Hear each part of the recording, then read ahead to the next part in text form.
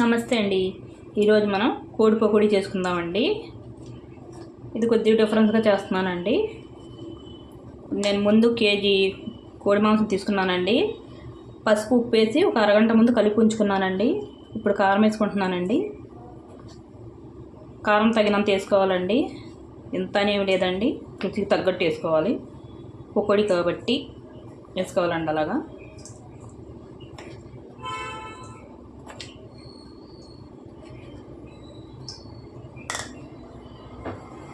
బాగా కలుపుకోవాలండి కారం.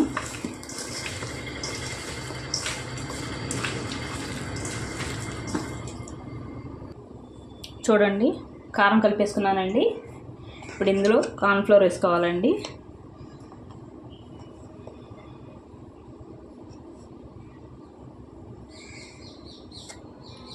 మూడున్నర చెంచాలు వేసానండి, చెంచాతోటి. శనగపిండి అండి.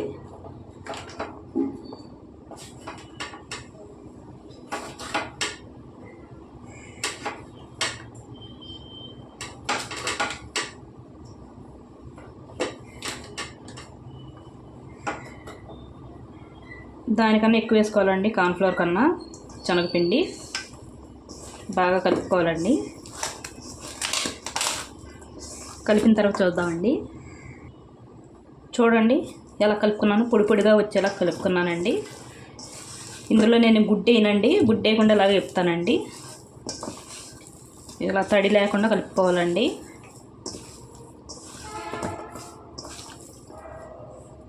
కరివేపాకు వేసుకోవాలండి.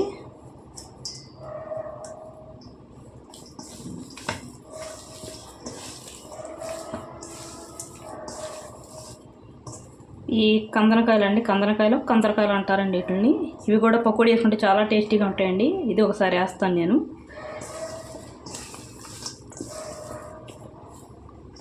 ఒక 2 నిమిషాల నుంచి వేపుకుందామండి.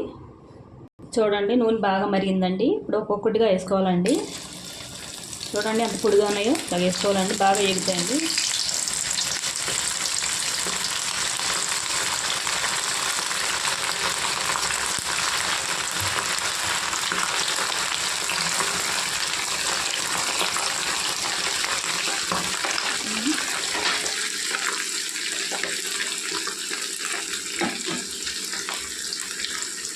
వేగిన తర్వాత చూద్దామండి. చూడండి ఎగిపోయినాయండి ఎర్రగాని.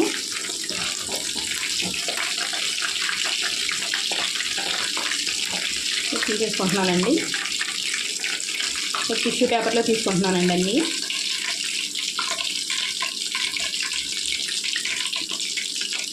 ఇలాగైతే ఒకసారికి వేసేసుకోవచ్చండి, రెండోసారి వేసే అవసరం లేదండి.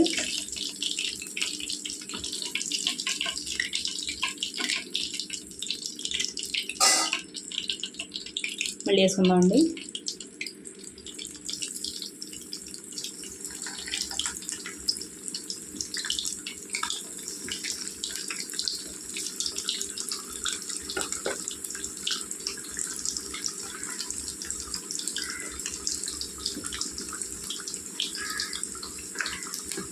ఇలా ముక్కలు వేసిన తర్వాత కొద్దిసేపు కలపకూడదండి.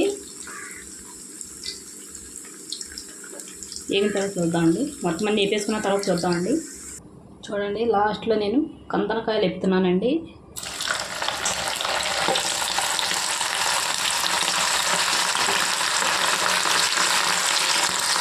చూడండి ఎంత బాగా వేగినాయో కందరకాయలు.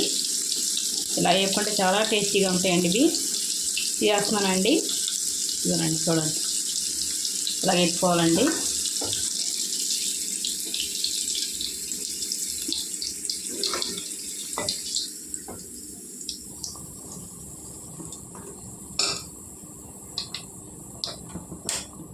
చూడండి పకోడీ ఎంత ఎర్రగేగిందో, పైన కరకరలాడుతూ లోపల జ్యూసీగా అలా ఉంటుందండి. చాలా టేస్టీగా ఉంటాయండి. ఒకసారి మీరు ట్రై చేయండి. ఇంతేనండి వీడియో. నచ్చితే లైక్, షేర్, సబ్స్క్రైబ్ చేసుకోండి.